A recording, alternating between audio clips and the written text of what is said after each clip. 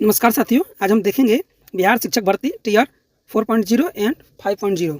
जितने भी तैयारी कर रहे हैं स्टूडेंट उनके लिए बहुत इंपॉर्टेंट है। यह हिस्ट्री का टॉप 40 प्रश्न है जो कि प्रश्न आ चुका है, उसका सॉल्व पेपर मैं करा रहा हूं। और देखिए कुछ ऐसा भी प्रश्न आप बताऊंगा कि जो आगे वाला एग्जाम में टीयर 4.0 में आने की संभावना ज़्यादा रहेगा। कुछ इस तरीका से आपका प्रश्न रहने वाला है। देखिए प्रश्न पूछा हुआ है, सारे वीवीआई प्रश्न है, सॉल्व प्रश्न है ये। तो चलिए यहाँ से हम पहला प्रश्न देख लेते हैं। पहला प्रश्न जो आया था, सिंधु घाटी सभ्यता के प्रमुख नगर का नाम क्या है जिसका पश्चिमी एशिया से व्यापारिक संबंध था। यानी आपसे प्रश्न पूछा है कि सिंधु घाटी सभ्यता में प्रमुख नगर बताना है जो कि पश्चिम एरिया से व्यापारिक संबंध रखते थे। रोपड़, संथोल, कालीबंगा, ये आपका 3 ऑप्शन है। तो इसका सही हो जाएगा कालीबंगा जो था ये आपके पश्चिमी एशिया से व्यापारिक संबंध रखता था, जो कि सिंधु घाटी सभ्यता का एक प्रमुख नगर के रूप में था।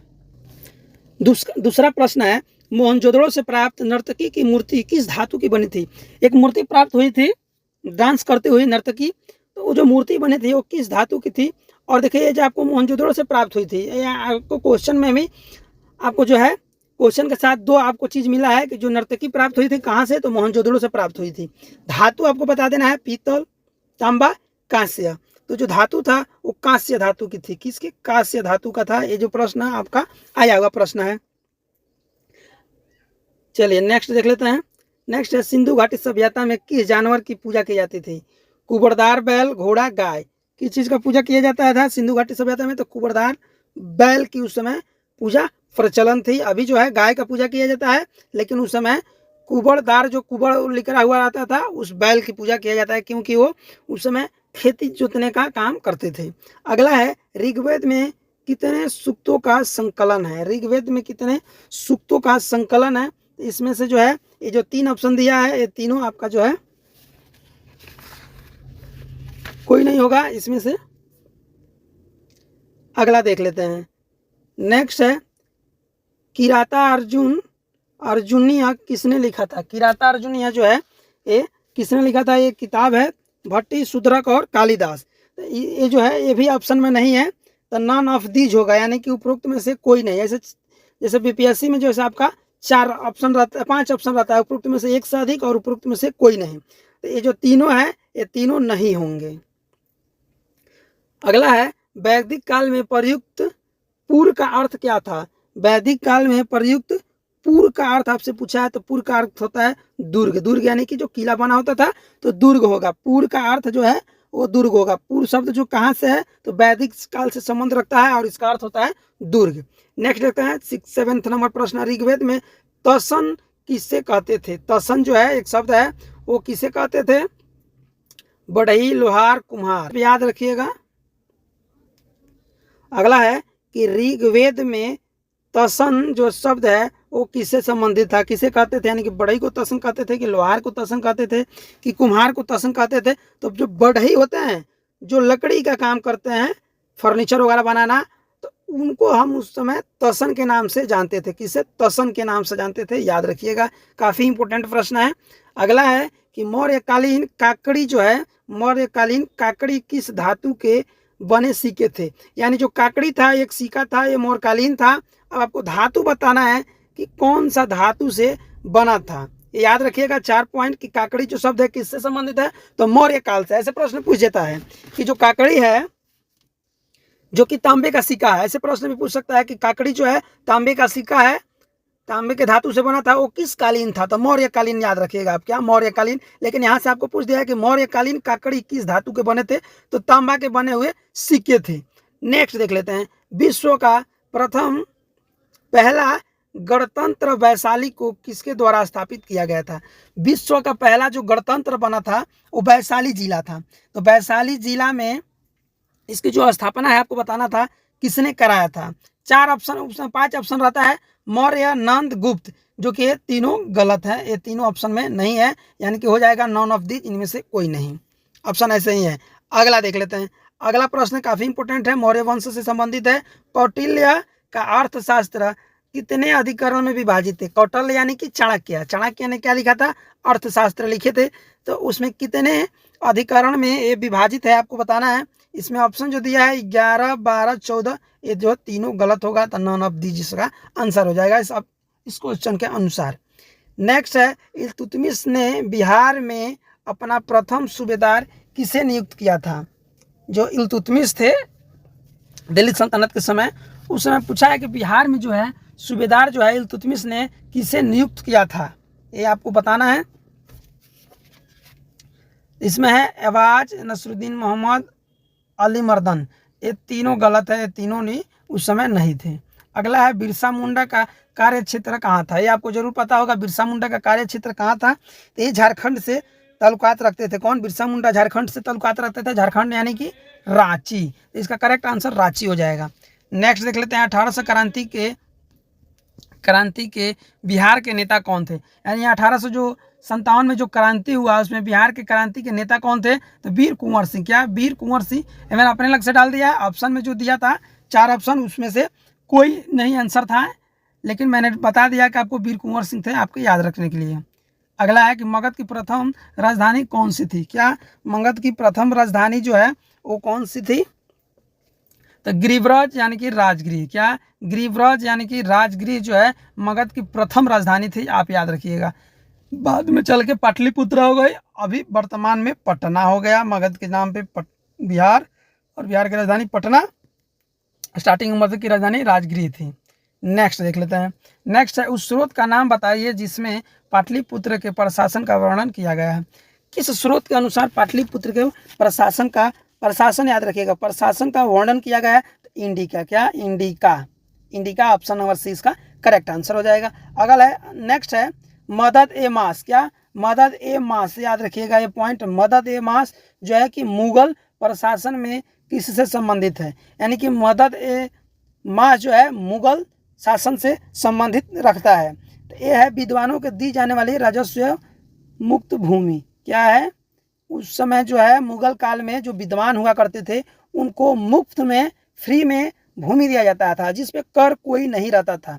एक चीज़ याद रखें कि मुगल काल से ही जमीन पे ही जो जमीन होता है उस पर कर का प्रावधान आया मुगल काल से ही, और उसमें जो विद्वान हुआ करते थे उनको राजस्व भूमि जो दिया जाता था उस पर कर नहीं दिया जाता है, तो उसको नाम दिया गया है मदद दिया जाता था, मदद ए मास। क्या? मदद ए मास, ये याद रखिएगा, बहुत अच्छा पॉइंट है कि मदद ए मास जो है मुगल काल से संबंधित है, और इसका मतलब जो होता था, इसका मतलब होता था विद्वानों को भूमि देना।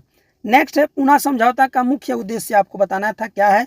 पुनः समझौते का मुख्य उद्देश्य था दलित वर्ग का प्रतिनिधित्व। क्या? दलित वर्ग का प्रतिनिधित्व। ऑप्शन नंबर 20 का करेक्ट आंसर हो जाएगा। पुनः समझौते का मुख्य उद्देश्य था।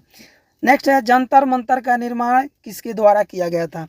क्या? जंतर मंतर का निर्माण किसके द्वारा किया गया था? इसमें जो ऑप्शन है अकबर, शाहजहां, शिवाजी, ये तीनों गलत होंगे। जंतर मंतर का निर्माण जो है इन तीनों ने नहीं करवाया था, तो इसका करेक्ट आंसर हो जाएगा नन ऑफ दीज। क्या? None of these. Option number 1 E आता है, वही इसका सही आंसर होगा। ऐसे भी प्रश्न पूछे जा रहे थे, आपको याद रखना पड़ता कि किसने किया था। अगला है, वंदे भारत के रचनाकार कौन थे? क्या? वंदे भारत के रचनाकार कौन थे? ये तो जरूर आपको पता होगा। वंदे भारत का रचनाकार जो है बंकिम चंद्र चटर्जी थे। कौन? Bankim Chandra Chatterjee. Option number A इसका करेक्ट आंसर हो जाएगा। बंकिम चंद्र चटर्जी वंदे मातरम के रचनाकार थे। नेक्स्ट है, क्रिप्टोफर कोलंबस जो कि 1492 में अमेरिका का महान खोजकर्ता किस देश द्वारा वित्त पोषित किया गया? किस देश के द्वारा वित्त पोषित इनको किया गया था? ये कहाँ के थे? तो अमेरिका के खोजकर्ता थे 1492 में। इनका नाम था क्रिस्टोफर कोलंबस। तो इनको स्पेन ने क्या किया था? वित्त पोषित किया था। कौन? स्पेन देश ने। नेक्स्ट है, बोस्टन टी पार्टी। क्या? बोस्टन टी पार्टी इतिहास की एक महत्वपूर्ण घटना किससे संबंधित है? बोस्टन टी पार्टी याद रखिएगा। बोस्टन टी पार्टी ये अमेरिका के स्वतंत्रता संग्राम का से संबंधित है। Boston T party. नेक्स्ट प्रश्न है, अमेरिका के इतिहास में 4 जुलाई 1776 क्यों महत्वपूर्ण मानी जाती है? यानी कि 4 जुलाई 1776 को अमेरिका में क्या हुआ था आपको बताना है।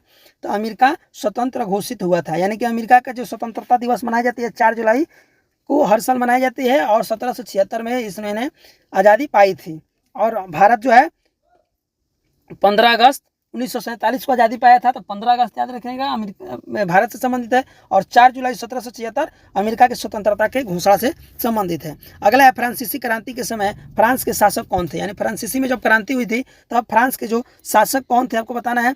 तो लुई 16वें थे। कौन? लुई 16वें जो है फ्रांस के शासक थे, फ्रांस में जब क्रांति हुआ था। नेक्स्ट है औद्योगिक क्रांति के दौरान सूती वस्त्र उद्योग में क्रांति लाने वाले स्प्रिंग जीने का आविष्कारक कौन था? क्या? स्प्रिंग जीने का आविष्कारक कौन था? कौन? सूती वस्त्र उद्योग में क्रांति लाने वाले का आपको नाम बताना है। तो वो थे जेम्स हैग्रीबस। क्या? जेम्स हैग्रीबस। ऑप्शन नंबर सी इसका करेक्ट आंसर हो जाएगा। 25 नंबर प्रश्न है। और देखिए बता दें आपको, अगर चैनल पर नए होंगे तो प्लीज़ चैनल को सब्सक्राइब कर लीजिएगा और बेल आइकन जरूर दबा दीजिएगा। नेक्स्ट है 1831 में यंग इटली मूवमेंट। क्या? यंग इटली मूवमेंट किसका उद्देश्य था गणतंत्र स्थापित करना? प्रारंभ हुआ किसके द्वारा? आपको बताना है 1831 में यंग इटली मूवमेंट का उद्देश्य था गणतंत्र स्थापित करना। ठीक, वो प्रारंभ किसके द्वारा किया गया था आपको बताना है। इसमें जो 3 ऑप्शन दिया है, counter Cavour, Giuseppe Garibaldi, Victor Emmanuel, जो 3 ऑप्शन दिए थे वो ऑप्शन में ये सब गलत होंगे। इसका सही आंसर हो जाएगा option number E, none of these, इनमें से कोई नहीं। तो याद रखना पड़ता है। अगला है जर्मनी के एकीकरण का वास्तुकार था जो रक्त एवं नीति पर विश्वास करता था। क्या? रक्त एवं नीति पर विश्वास करता था, उसका नाम आपको बताना है। इसमें नाम क्या हो जाएगा? तो ओटो वान बिस्मार्क। क्या? ओटो वान बिस्मार्क जो थे जर्मनी के एकीकरण का वास्तुकार थे और जो है रक्त एवं नीति पर विश्वास करते थे। नेक्स्ट है 27 नंबर प्रश्न, द्वितीय विश्व युद्ध में नवंबर 1941 में अमेरिका की प्रवेश का मुख्य कारण क्या था? यानी द्वितीय विश्व युद्ध जब हो रहा था, कब? तो नवंबर 1941 के समय। तो उस समय अमेरिका ने एंट्री मारा था। एंट्री मारा था किसके वजह से? जो 3 ऑप्शन दिया है, पोलैंड पर जर्मनी का आक्रमण, स्टालिनग्राड का युद्ध, सुडेनलैंड पर जर्मनी का कब्जा। ये तीनों जो ऑप्शन है गलत है। इसका हो जाएगा option number E, none of दीजिए ही उस समय ऑप्शन आया था। नेक्स्ट है जब मार्को पोलो ने चीनी का दौरा किया था तब वहाँ के शासक कौन थे? मार्को पोलो थे, उन्होंने जब चीन में दौरा किया था तो चीन में शासक कौन थे? तो कुबलाई खान थे। कौन? Kublai Khan. Option number B, Marco Polo का संबंध कुबलाई खान से हो गया, क्योंकि उस समय जब गए थे चीन में मार्को पोलो तो उस समय शासक थे कुबलाई खान, ये याद रखिएगा।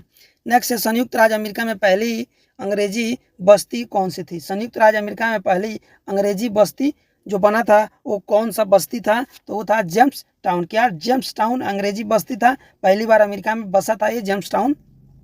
नेक्स्ट है टेनिस कोर्ट की शपथ किस क्रांति से संबंधित है? क्या है? टेनिस कोर्ट की शपथ। टेनिस कोर्ट की शपथ किस क्रांति से संबंधित है? तो फ्रांसीसी क्रांति से। किससे? फ्रांसीसी क्रांति से। कौन संबंधित है? तो फ्रांसीसी क्रांति से संबंधित है टेनिस कोर्ट की शपथ, याद रखिएगा। फ्रांस क्रांति का संबंध किससे है? टेनिस कोर्ट की शपथ से। नेक्स्ट है मित्र राष्ट्रों ने सेब्रस की संधि किस देश के साथ की थी? मित्र राष्ट्रों ने सेब्रस की संधि किस देश के साथ की थी? तो तुर्की के साथ। किसके? तुर्की के साथ सेब्रस की संधि हुई थी। तुर्की के साथ सेब्रस की संधि हुई थी। नेक्स्ट है 1733 में फ्लाइंग शटल मशीन। क्या? 1733 में फ्लाइंग शटल मशीन का आविष्कारक कौन थे? तो जॉन के थे। क्या? जॉन के ने 1733 में फ्लाइंग शटल मशीन का आविष्कार किया था। जॉन के। क्या? जॉन के ने फ्लाइंग शटल मशीन का 1733 में आविष्कार किया था। नेक्स्ट है किस संधि के द्वारा 30 वर्ष युद्ध समाप्त हुई थी? यानी 30 वर्ष तक लगातार युद्ध जो हुआ था वो कौन सी संधि जब हुआ तो इसको बंद कर दिया गया, समाप्तन कर दिया गया। तो इसका हो जाएगा वेस्टफेलिया की संधि। क्या? वेस्टफेलिया की संधि में 30 वर्ष युद्ध को समाप्त किया गया था। वेस्टफेलिया की संधि को आप याद रखिएगा। नेक्स्ट है पेरिस शांति सम्मेलन में इटली का प्रतिनिधित्व किसने किया था? क्या? पेरिस शांति सम्मेलन जब हुआ, पेरिस शांति सम्मेलन, तो इटली का जो है प्रतिनिधित्व किसने किया था? इटली का प्रतिनिधित्व ऑरलैंडो ने किया था। क्या? ऑरलैंडो ने जो है इटली के प्रतिनिधित्व किए थे किसमें? पेरिस शांति सम्मेलन में। नेक्स्ट है वैंकूवर जाने के लिए कोमागाटा मरु जहाज किराए पे किसने लिया था? ये वर्ल्ड हिस्ट्री है, इंडिया का वर्ल्ड हिस्ट्री है। वैंकूवर जाने के लिए कोमागाटा मरु जहाज का किराया पर किसने लिया था? तो इसको लिए थे गुरमीत सिंह। नेक्स्ट है शोर कमेटी की स्थापना से कौन संबंधित नहीं है? याद रखिएगा, नहीं है।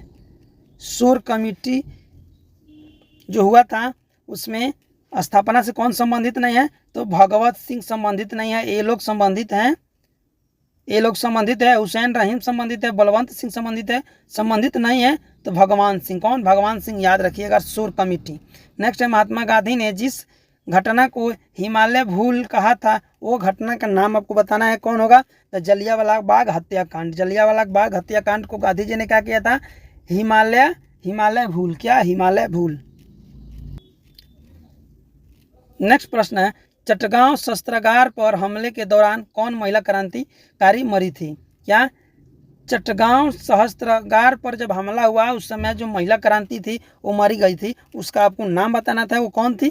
तो प्रीति लता वाडेदार। क्या? प्रीति लता वाडेदार जो है चटगांव शस्त्रागार पर जो हमला हुआ था उसमें महिला क्रांति थी। नेक्स्ट है और सेकंड लास्ट है, इनमें से कौन क्रांतिकारी काकोरी ट्रेन कांड से संबंधित नहीं है? कौन सी क्रांति जो है काकोरी ट्रेन कांड से संबंधित नहीं है? तो ये है प्रफुल्ल चाकी। क्या? प्रफुल्ल चाकी जो है काकोरी कांड से संबंधित नहीं है। बाकी जो दो व्यक्ति हैं एक काकोरी कांड से संबंधित रखते हैं। तो याद रखिएगा, अगर प्रश्न आ जाए तो दो ऑप्शन छोड़ के एक कोई नाम दे देगा, ए दे दे या फिर ए दे दे, तो नाम याद रखिएगा कि दो लोग संबंधित थे, ये संबंधित नहीं थे। और लास्ट प्रश्न है, और एक बार मैं फिर आपसे कह दे रहा हूँ, रिक्वेस्ट है कि प्लीज़ अगर चैनल पे नए हैं तो प्लीज़ चैनल को सब्सक्राइब कर लें, लाइक कर दें और बेल आइकन दबाना ना भूलें और अपने दोस्तों के पास जरूर शेयर करें। अंतिम प्रश्न है 1 नवंबर 1913 को गदर का पहला अंक किस भाषा में प्रकाशित हुआ? क्या? 1 नवंबर 1913 को गदर का पहला अंक किस भाषा में प्रकाशित हुआ आपको बताना है? उर्दू भाषा में। क्या? उर्दू भाषा। याद रखिएगा 1913 में गदर जो पार्टी था उसका पहला अंक जो है उर्दू भाषा में स्थापित हुआ। Thank you for watching.